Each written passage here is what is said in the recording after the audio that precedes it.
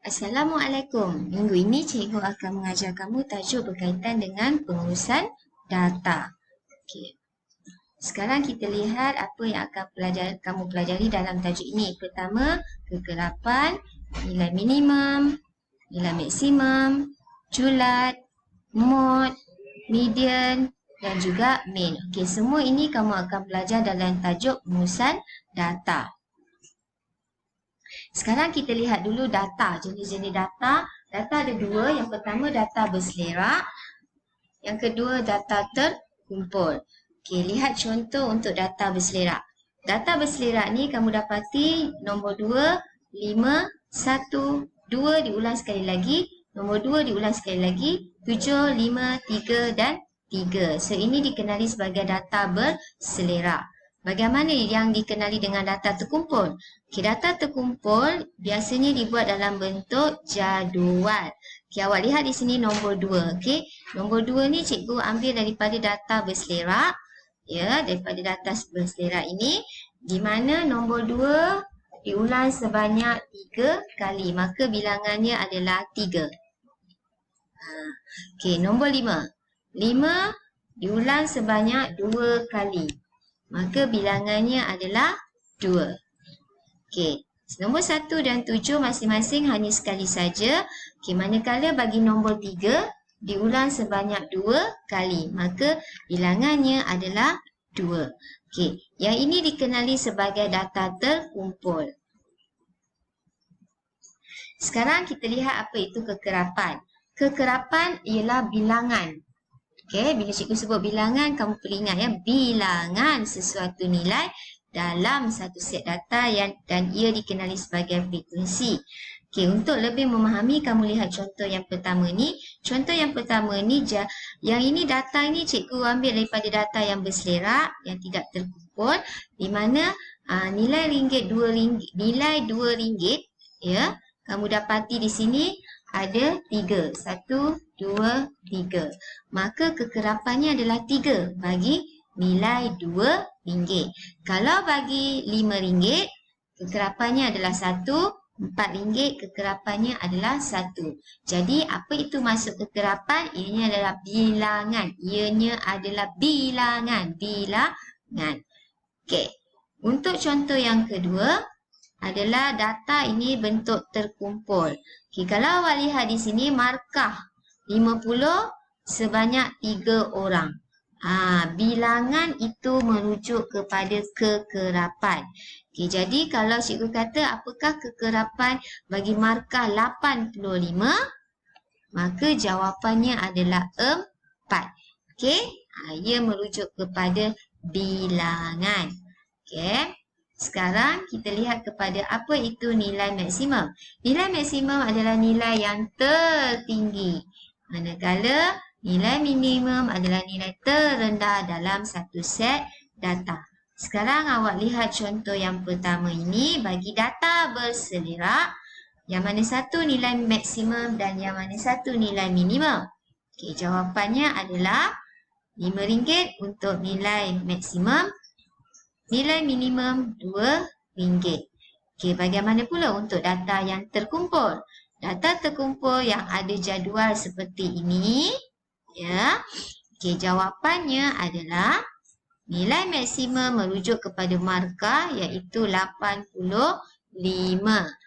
Okey, maksimum tertinggi. Nilai minimum adalah markah 50 yang terendah. Okey, itu beza dia ya. Sekarang apa itu julat? Julat pula adalah perbezaan antara nilai maksimum dan nilai minimum. Bila cikgu sebut beza, ia merujuk kepada operasi tolak. Jadi untuk contoh yang pertama, apakah julatnya? Ianya adalah julat bersamaan RM5 iaitu nilai maksimum, tolak RM2 nilai minimum dan jawapannya adalah RM3. Bagi contoh yang kedua, untuk data yang terkumpul ini, okay, apakah julat? Okay, julatnya adalah 85 nilai maksimum tolak dengan 50 nilai minimum. Kamu akan dapat jawapan julat 35. Okay, itu adalah julat. Sekarang kita pergi kepada mod. Apa yang dimaksudkan dengan mod? Mod pula adalah data yang mempunyai kekerapan paling tinggi. Kekerapan paling tinggi. Tadi kita dah belajar apa itu kekerapan. Kekerapan adalah bilangan dalam sesuatu nilai. Manakala mod adalah kekerapan yang paling tinggi. Okey, bagaimana kita nak mencari mod? Okey, untuk data yang berselera ini, okey, yang mana satu mod dia? Okey, jawapannya adalah RM2. Kenapa RM2 mod? Sebab RM2 itu diulang sebanyak 3 kali. Maksudnya kekerapannya adalah 3. Kekerapan 3. Berbanding RM5. RM5 kekerapannya 1. Maksudnya 1 kali. Okey, 1 kali bilangannya. Jadi mestilah jawapannya RM2 yang paling tinggi. Okey. Contoh yang kedua. Alright, yang mana satu jawapan mod? Okey, mula-mula kita lihat pada bilangan dulu. Bilangan tadi cikgu sebut ianya adalah kekerapan. Okey, kekerapan. Tapi kekerapan tu mesti cari yang tinggi. So, kamu cari yang tinggi, kamu dapati 6. Okey, bilangan 6 ni. Okey, tapi 6 bukan jawapan untuk mod. Okey, jawapannya adalah berdasar kepada nilai dia. 6 itu adalah bilangan murid. Bilangan murid yang mendapat markah iaitu sebanyak berapa? 75. Ada 6 orang. Jadi jawapan mod dia adalah 75, bukan 6. 6 ini adalah kekerapannya. Okey, bilangannya. Dan jawapan untuk mod bergantung kepada nilainya. Okey, nilai 75. Okey. Sekarang kita pergi pada median. Okey, median adalah nilai data yang berada di tengah-tengah. Bila kita sebut tengah-tengah, macam mana nak cari? Mesti ada strategi. Strateginya adalah susun secara menaik atau menurun bagi data itu. Okey, untuk contoh ini cikgu menggunakan susunan secara menaik. Okey, data yang tidak terkumpul ni atau data berselera, kita susun dulu. Nilai RM2 ada 3 kali diulang. So RM2, RM2, RM2, kemudian RM4 dan RM5. Okey, bila nak cari nombor yang di tengah-tengah atau data yang di tengah-tengah, kamu perlu buat begini. Okey, pasangan dia kiri kanan mesti mansuhkan. Okey, dihapuskan. Kiri kanan, kiri kanan. Maka kamu akan dapat jawapan yang di tengah-tengah. Di tengah-tengah itulah RM2. So median adalah RM2. Okey. Untuk contoh kedua ini adalah contohnya melibatkan jadual data yang terkumpul. Okey, melibatkan jadual di mana data ni data terkumpul. Okay, kalau awak lihat di sini, kenapa cikgu buat begini? 50 kerana 50 markah ni ada 3 orang. Jadi kamu kena ulangkan dia sebanyak 3 kali. 55 ni ada 5 orang. Jadi kamu ulangkan dia, tulis sebanyak 5 kali. Sehinggalah 85. Markah yang 85 ni ada 4 orang. Jadi kita buat 85 sampai 4 kali. Okey. Jadi, mana satu jawapan nilai yang di tengah-tengah? Kita guna teknik potong kiri dan kanan secara berpasangan. Ingat, median memang kena buat macam tu. Susun secara menaik atau menurun, kemudian baru cari. Okey, ni. Kiri, kanan, kiri, kanan, kiri, kanan, kiri, kanan, kiri, kanan, kiri, kanan, kiri, kanan, kiri, kanan, kiri, kanan. Okey, dah habis dah. So yang tinggal dia kat sini. Markah 75 ni ada 2 ni.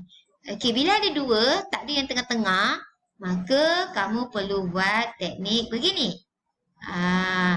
Kamu kena tambah dulu dan kamu per 2. Per 2 ni maksudnya bahagi 2. So, bila kamu tambah dan kamu bagi 2, kamu akan dapat jawapannya sama iaitu 75. Okey, tapi kalau data tu di sini ada 75, 80, kamu kena tambah dan bagi 2, jawapan dia berbezalah. Okey ya. So, yang penting kat sini, bila kamu dapat ada 2. Okey, 2 nombor di tengah-tengah ni, kamu kena buat cara ini. Ni dia. tambah kedua-duanya dan bahagi 2. Okey, sekarang kita pergi kepada min. Okey, lihat min pula. Min ini adalah purata. Bila cikgu sebut purata, bermaksud ianya mempunyai formula. Formula min bersamaan dengan jumlah per. Per tu bahagi bilangan data. Okey, sekarang lihat contoh yang pertama. Contoh yang pertama ini melibatkan data yang berselerak. Okey, ni formula dia. Right. Macam mana cari min? Nak cari jumlah. So, min mestilah jumlah. Jumlah ni operasi dia tambah. Maka, awak perlulah tambahkan RM2, tambah RM2, tambah RM5, tambah RM4, tambah RM2. Yang begini cikgu tulis. Dan per ini, per tu bilangan data. Datanya ada 1, 2, 3, 4, 5. Jadi, perkan dengan 5. Bahagi 5 lah maksudnya. Yang ini penting mesti tulis ayat matematik begini. Okey, kemudian barulah kamu buat RM15. Jumlah atas ni RM15.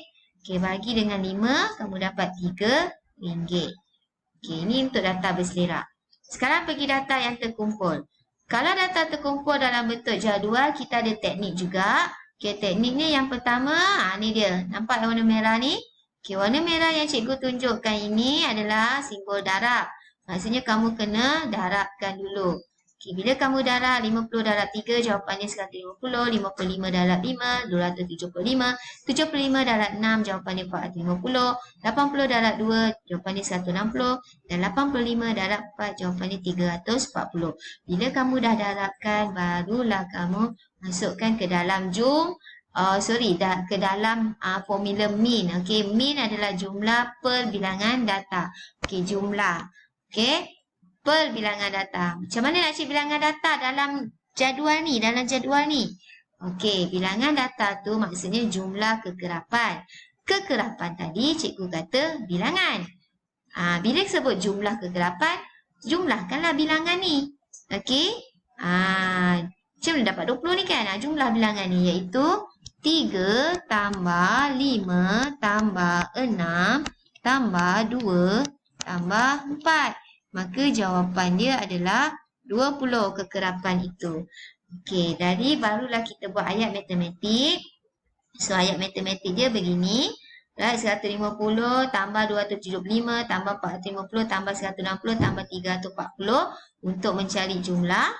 Kemudian per dengan 20 iaitu jumlah data ataupun jumlah kekerapan. Bila awak bahagikan, jumlah dia 1375 bahagi dengan 20, kamu akan dapat jawapan dia 68.75.